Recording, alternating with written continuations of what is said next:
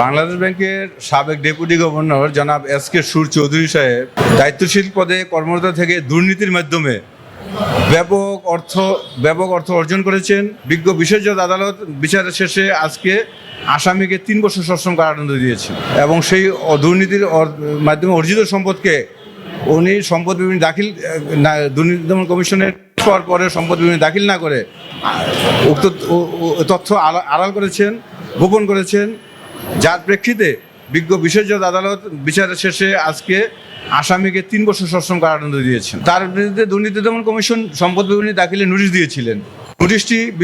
নোটিশটি আসামি গ্রহণ করেছেন, বিজ্ঞ আদালতে স্বীকারও করেছেন যে নোটিশ পেয়েছেন। নোটিশ পাওয়ার পরেও উনি সম্পদ বিবরণী দাখিল করেন নাই।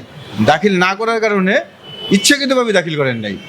যে উনি ইচ্ছাকৃতভাবে দাখিল করেন নাই এই জন্য যে ওনার অবৈধ সম্পদ কেউ হয়তো জানতে পারবে না, এরকমটা ভেবেই ইচ্ছাকৃতভাবে সম্পদ বিবরণীটা দাখিল করেন নাই। এই রায়ের মাধ্যমে এটাই স্পষ্ট যে আপনি কেউ অবৈধভাবে দুর্নীতির মাধ্যমে সম্পদ অর্জন করবেন আর সেই সম্পদ আপনি নোটিশ পাওয়ার পরে দাখিল করবেন না, তারপরেও আপনি যে বেঁচে যাবেন সেই সুযোগ নেই।